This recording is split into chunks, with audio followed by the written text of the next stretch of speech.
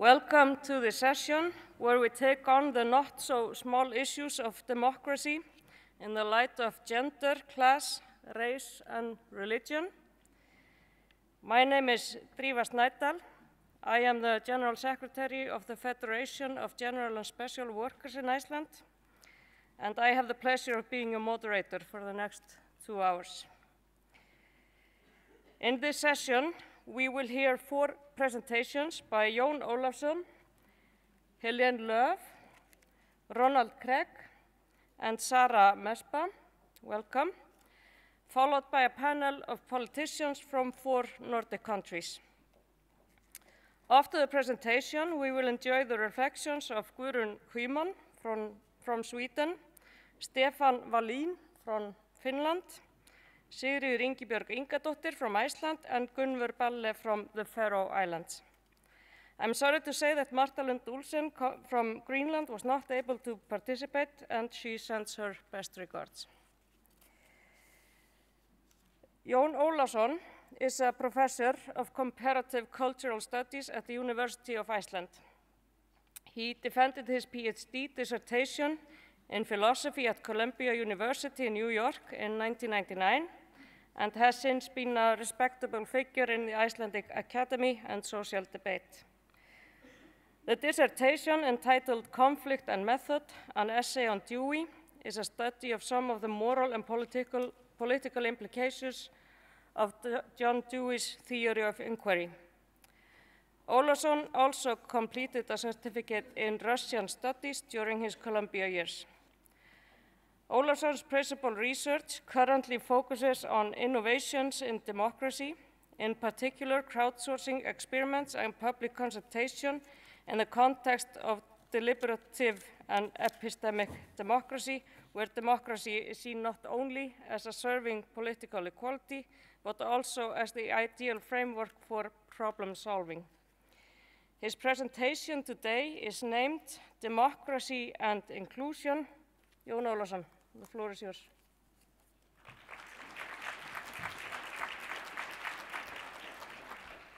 Thank you. The title of my talk is very general and cautious, Democracy and Inclusion. And this is because usually you send the title before you actually write the paper. So it has a more substantive title now, which is Inherent Misogyny, Epistemic Injustice, and Deep Corruption. So let's think of the following situation.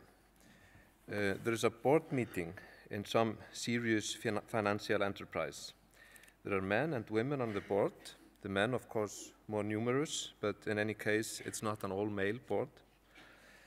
One of the women wants to make some sort of a suggestion or a proposal.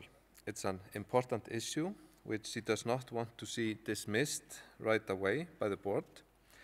So she thinks hard about how to present it.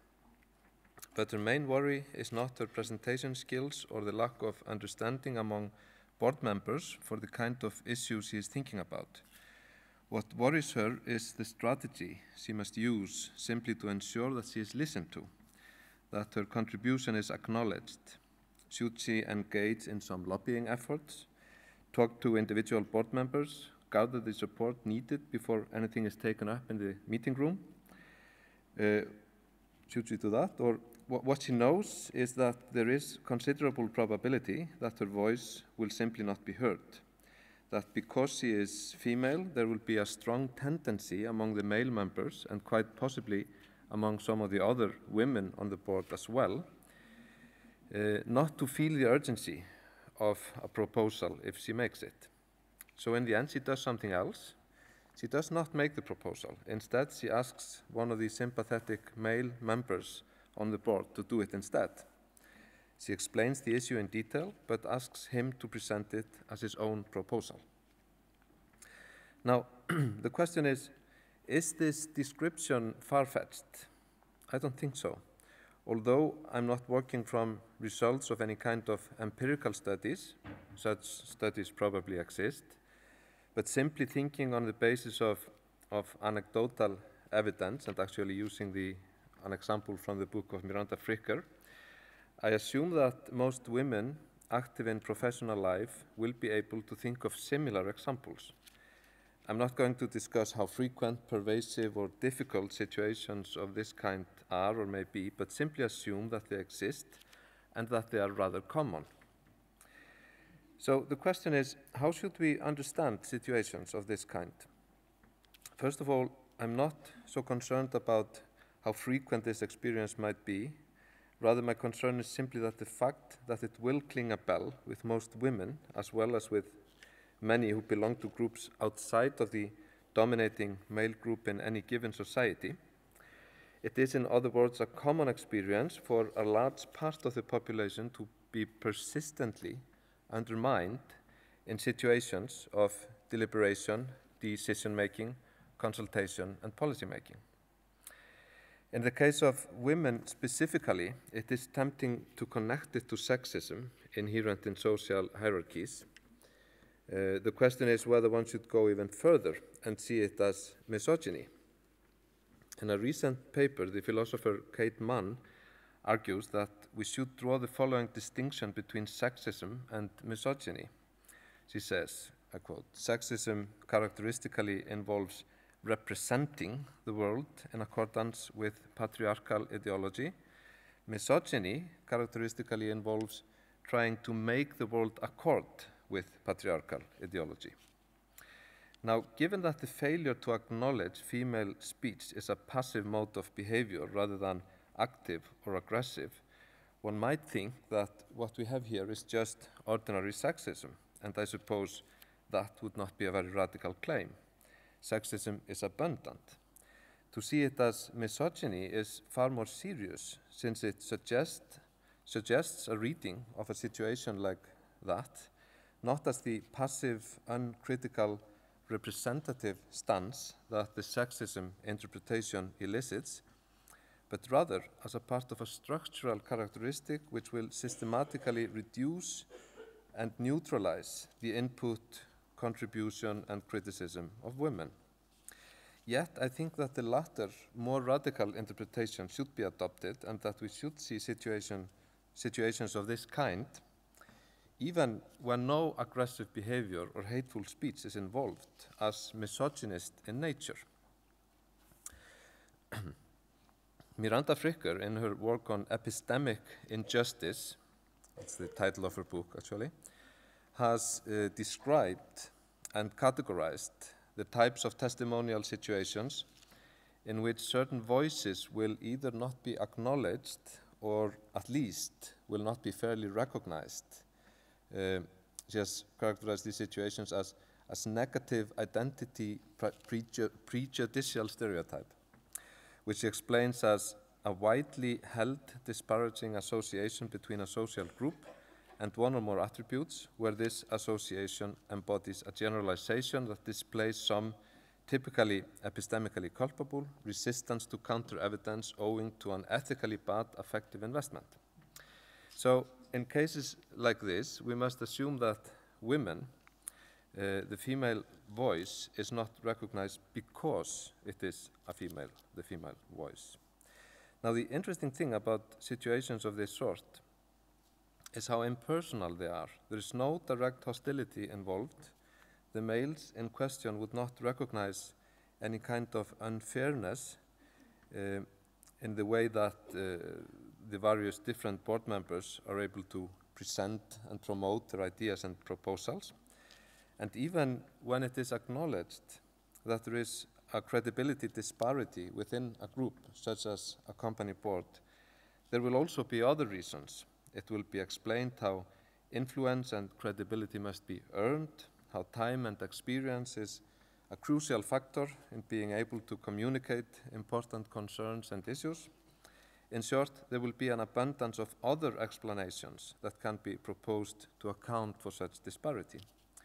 But even if the alternative explanations are available and may in some cases be correct, it does not change the main point that the simple fact that a woman is speaking may alone elicit these reactions, that is, trigger a kind of inertia or indifference that a male member would never or much less need to worry about.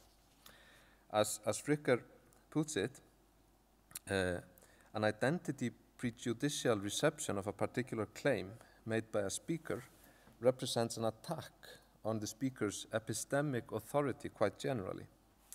On the personal level, inherent misogyny, such as the spontaneous tendency to undermine or ignore women because they are women, can be strategized against. The situation I described at the beginning of this paper gives one example of such a strategy: women asking male colleagues to front their proposals. In fact, one might even argue that from a certain perspective, the structural misogynist attitude could be seen as a challenge. It's one of the hurdles that women must overcome in order to be successful. The consequences on a social level, however, are much more devastating. Whatever we want to say about the epistemic injustice in particular cases, the structural and social effects of such a common or general tendency are a systematic and persistent tendency to diminish the presence of the female voice in serious decision-making.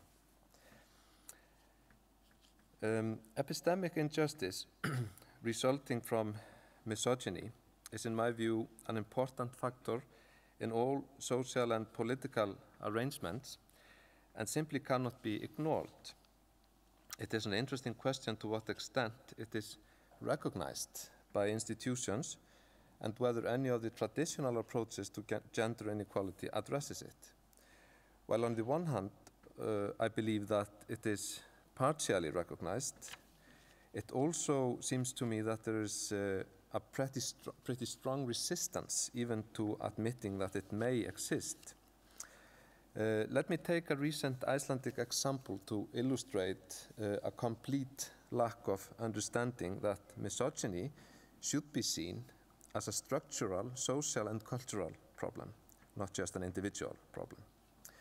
The Icelandic Supreme Court judges are appointed by the Minister of Interior, so this is the example, are appointed by the Minister of the Interior on the basis of an evaluation made by a committee which represents the different associations of the legal practice, attorneys, judges, and so on. The current committee is all male, which goes against Icelandic legislation according to which committees, company boards, and so on, should have at least 40% of members of either sex. This is, the legal specialists explain, because the legislation does not affect the composition of this particular committee. But this claim is disputed by some lawyers. In its most recent evaluation of candidates for a position on the Supreme Court, the committee considered 3 applications of very equal quality and determined that one of the applicants, a male, had superior qualifications for the job and should be hired. The committee's report on the 3 candidates was a comparison of their various experiences, skills, and achievements, where the reasons behind ranking one quality or skill above another remain partly obscure. Given the current gender composition of the Supreme Court, 1 woman out of 9, if I'm not mistaken, the law would have required that the minister appointed the only female candidate had the committee judged them equally qualified. Is there anything to be said about this? The chairman of the committee was interviewed on TV after the committee submitted its evaluation and asked about the gender bias in the committee, but he, of course, assured the reporter that he and his colleagues had made particular efforts to be fair and equally open to all candidates. He may well have been saying this in good faith, yet it seems clear that the committee ignores or fails to acknowledge several key issues that have been addressed to some extent in the past by governments, media, and the public. First of all, a central question is whether the committee would tend to overvalue the typical male career successes and undervalue some of the more common female career and educational choices. Secondly, one should ask to what extent there was a pre-evaluative consensus in the committee about the relative strength of the candidates, which was then simply reinforced and articulated when the committee put together its evaluation report.